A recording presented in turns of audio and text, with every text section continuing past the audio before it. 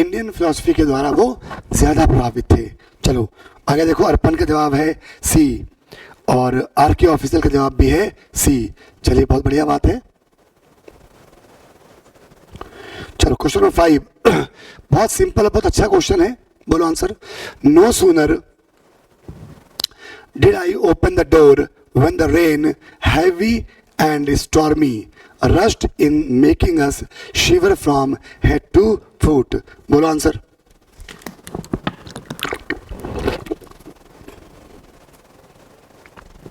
बोलो, बोलिए आंसर, बोलिए पहले क्वेश्चन का।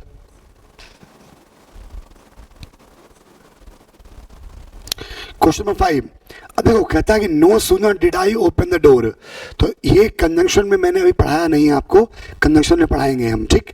नो सूनर के बाद हेल्पिंग वर्ब आती है, ध्यान रखेंगे। और नो सूनर का जो कोरिलेटिव पार्ट होता है वो व्हेन नहीं होता है, वो क्या होता है, देन, ठीक है। एक्चुअली क्या होता है कि नो सूनर के साथ में क्या आता है, देन आता है। नो सूनर के साथ क्या आता है, देन आता है। और हार्डली स्कार्सली, हार्डली स्कार्सली के साथ क्या आता है, व्हेन आता है, ठीक है। तो नो सूनर देन लिखते हैं तो जो व्हेन की जगह पर यहाँ क्या हो जाएगा, देन हो जाएगा। No sooner did I open the door then the train heavy and stormy rushed in making us shiver from head to foot. कहता है कि जैसे ही, इस सेंटेंस का मतलब समझें आप, तो उसका मतलब है कि मुश्किल से मैं दरवाज़ा खोल भी नहीं पाया था, कि मैं दरवाज़ा खोल भी नहीं पाया था कि जो तेज हवा थी, ठंडी, हैवी और बहुत तूफानी, उसकी वजह से हम पैर से लेकर, सर से लेकर पैर तक कांप गए। यही मतलब है इसका। 5 का बी नहीं होगा, हाँ बी यहाँ, ठीक। चलो 6, क्वेश्चन नंबर 6, बोलो answer. After opening the door we entered into the room next to the kitchen. Question number 6, preposition का क्लास अगर आपने देखा होगा कल वाला, मतलब फ्राइडे वाला, तो थर्सडे को जो मैंने क्लास लिया था पेड बैच में, उसमें मैंने इसका आंसर बताया है। क्वेश्चन नंबर 6 का आंसर बोलिए, अर्पण आर के ऑफिशियल, क्वेश्चन नंबर 6 का आंसर बोलिए।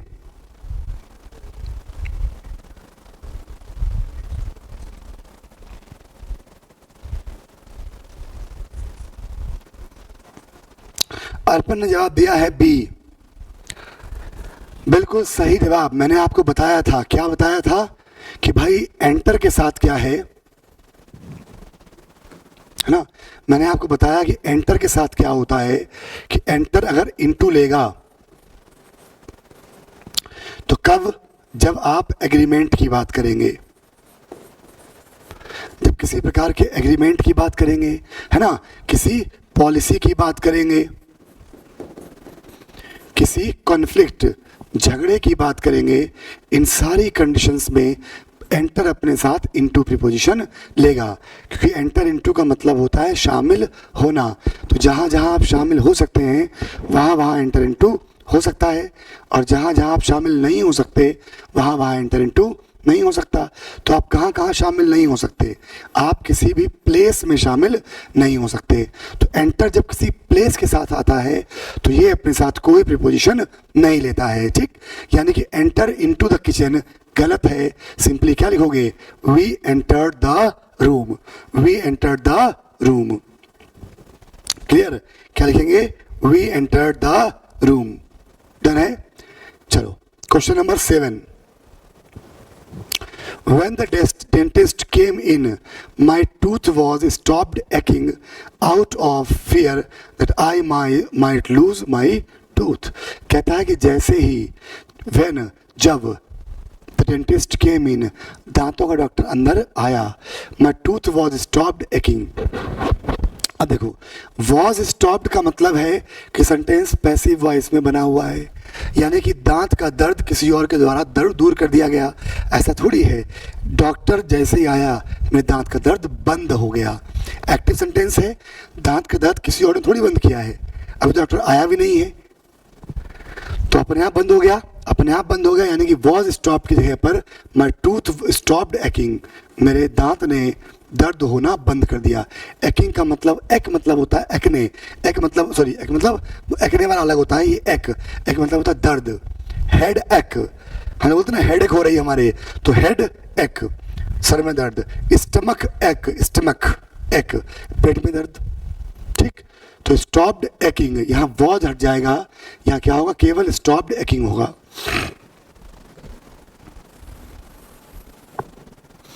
सिंपली क्या होगा, माई टूथ स्टॉप्ड एकिंग, ठीक है। चलो अगला,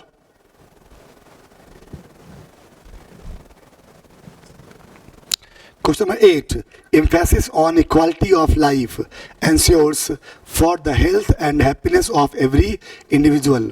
Emphasis on equality of the life ensures for the health and happiness of every individual.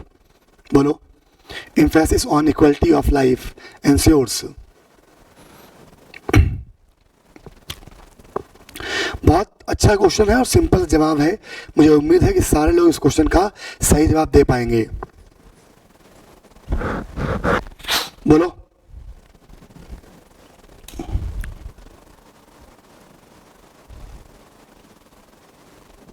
जल्दी बोलो, सिंपल क्वेश्चन। इसका आंसर देखो, होता क्या है, ये ध्यान रखना कि ऐसे वर्ब जहां क्या या टू whom का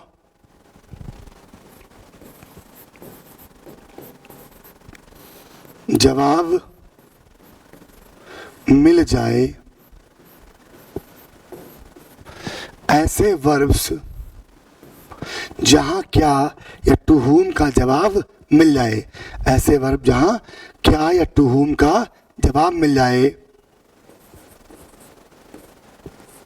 वहां टू whom या का जवाब मिल जाए, उनके बाद प्रीपोजिशन का यूज नहीं होता है, ठीक।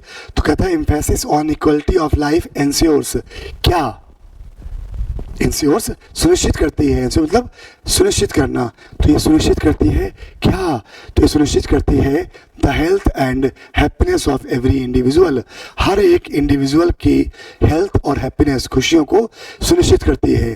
तो एंश्योर के बाद जो फॉर आया है ये गलत है, ये फॉर यहाँ नहीं होना चाहिए। क्या नहीं होना चाहिए बच्चा, ये फॉर यहाँ पर नहीं होना चाहिए।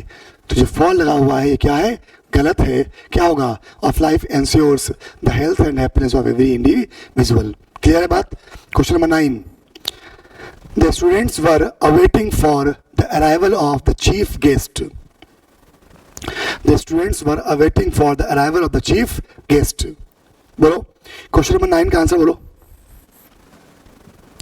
The students were awaiting for the arrival of the chief guest. Question number 9 का आंसर बोलिए। अब देखिए, मैंने आपको पहले बताया है, इवन प्रीपोजिशन में मैंने फर्स्ट सेकंड क्वेश्चन साथ यही कराया है। बोलो 9 का आंसर, रत्नेश। क्या कहा था मैंने कि अवेट और वेट में क्या अंतर है। अवेट के बाद नो प्रीपोजिशन आता है और वेट के बाद फॉर प्रीपोजिशन आता है, तो दोनों में से कोई भी काम आप कर सकते हैं। द स्टूडेंट्स वर, या तो यहाँ पर फॉर आप हटा दो या फिर आप क्या कर दो, वेटिंग फॉर, वेटिंग फॉर, है ना। The students were waiting for, तो वेट के साथ फॉर आता है और वेट के बाद नो प्रीपोजिशन आता है, ठीक। दोनों में से कोई भी आंसर आप कर सकते हैं।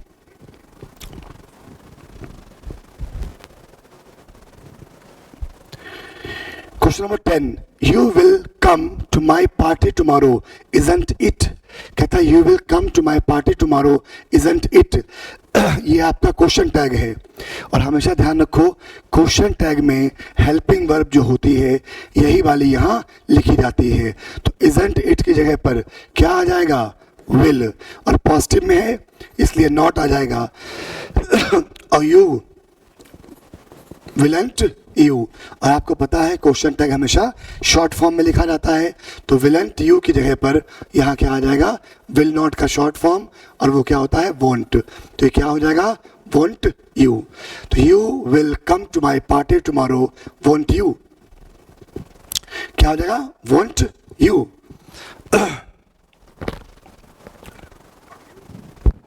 क्या हो जाएगा, won't you.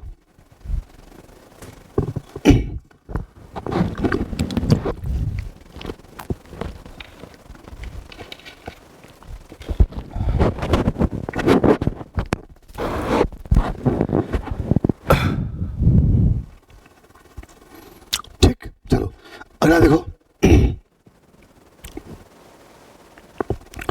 Having read a number of stories about space travel, his dream now is about to visit the moon. अच्छा क्वेश्चन है, क्वेश्चन नंबर 11, आंसर बोलो।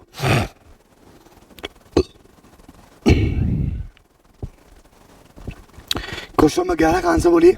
बढ़िया क्वेश्चन, सिंपल सा, अच्छा, टिकाऊ और उपजाऊ टाइप का क्वेश्चन है। का आंसर है बोलो। Now is about to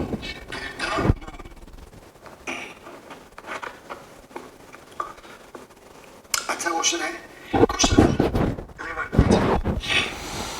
अर्पण ने कहा है, जवाब है सी। यहां देखो सी में क्या आंसर है, गलत है, बोलो। आर के ऑफिशियल, अर्पण दुबे, हरजीत पाल, बोलो सी में क्या गलत लिखा है।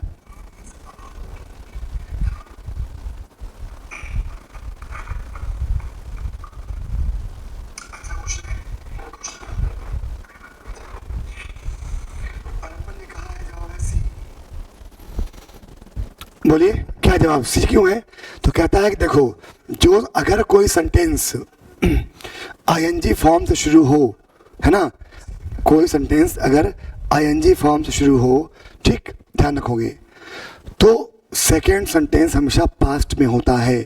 तो हैविंग रेड यानी कि पास्ट इंडेफिनिट में लिखा जाता है। तो having read a number of stories about space travel, his dream now was to visit the moon. और इज अबाउट टू, यहां पर जो इज अबाउट टू है ये गलत है। इसकी जगह पर केवल इज टू भी आप लिख सकते हो, या फिर केवल वॉज टू भी आप लिख सकते हो।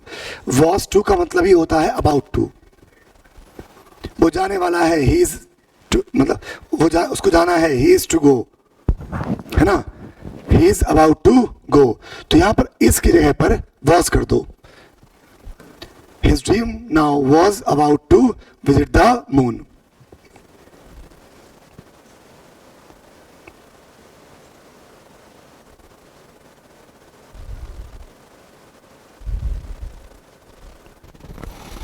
ठीक है, आप यहां पर एक काम और कर सकते हैं। His dream now is visiting the moon. Visiting the moon. ये तीनों काम इसमें किए जा सकते हैं। ठीक, चलो क्वेश्चन नंबर 12 अगला। The meeting adjourned abruptly by the chairman after about 3 hours of deliberation. बोलो अगला, क्वेश्चन नंबर 12, अच्छा क्वेश्चन है। अब मीटिंग खुद तो एडजर्न हुई नहीं होगी, मीटिंग एडजर्न यानी कि स्थगित करने वाला कोई और होगा। तो जब काम कोई और करता है, सेंटेंस पैसिव में होता है, और पैसिव में हेल्पिंग वर्ब प्लस वर्ब की थर्ड फॉर्म लिखी जाती है। क्या लिखोगे? The meeting was adjourned. The meeting was adjourned.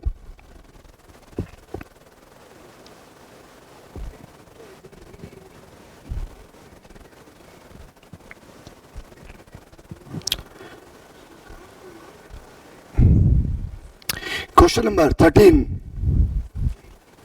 बोलो। क्वेश्चन नंबर 13 से बोलो। कहता not one of the hundreds of striking workers. वैसे यहाँ पर दो गलतियां हैं। इस क्वेश्चन को आप देखेंगे, स्ट्राइकिंग वर्कर्स अपने आप में नाउन में स्लैंग होता है। स्ट्राइकिंग वर्कर्स का मतलब है कि टकराते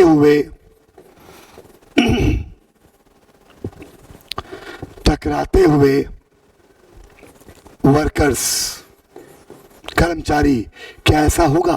क्या कर्मचारी आपस में एक दूसरे को टक्कर मारते हुए जा रहे होंगे? नहीं ना। स्ट्राइकिंग बॉल्स तो होता है, जब आप पूल खेलते हो तो स्ट्राइकिंग बॉल्स तो ठीक है, आपस में टकराती हुई गेंदें, लेकिन आपस में टकराते हुए वर्कर्स कैसे होगा? वर्कर्स ऑन स्ट्राइक सही होता है, ठीक। लेकिन दूसरी गलती यहाँ जो है, मेन गलती जो है, वो सब्जेक्ट वर्ब एग्रीमेंट की है। प्रीपोजिशन से पहले वाला रियल सब्जेक्ट होता है, बताया है मैंने आपको, और बाद वाला ऑब्जेक्ट ऑफ प्रीपोजिशन होता है। रियल सब्जेक्ट कौन है? नॉट वन, और वन कैसा है? सिंगुलर, तो आने वाली वर्ब भी सिंगुलर, तो यहाँ क्या हो जाएगा? वॉज अलाउड, ठीक है, क्या हो जाएगा? Was allowed.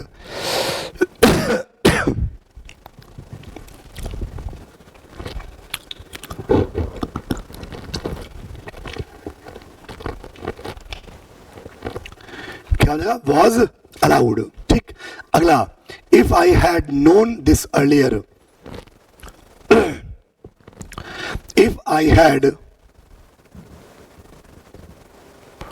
if I had known this earlier, I will have helped him. यदि मुझे पहले पता चल गया होता, तो मैं निश्चित तौर पर उसकी मदद करता। यही मतलब है इसका। 13, 14 बोलो बेटा। अब देखिए, अगर हमारे साथ इफ क्लॉज में इफ में सब्जेक्ट प्लस हैड है, तो बाद में सब्जेक्ट प्लस वुड हैव होगा। बाद में क्या होगा? सब्जेक्ट प्लस वुड हैव होगा, ठीक। तो subject, if I had known this earlier, I will have की जगह पर क्या हो जाएगा? I would have helped him, तो मैंने उसकी मदद की होती। समझे? क्या हो जाएगा? I would have helped him. Question 15, mister Smith was accused for murder but the court found him not guilty. बोलो क्या होगा? 15 में 15 का आंसर बोलो सभी लोग। अर्पण बोलो, 15 का आंसर क्या होगा?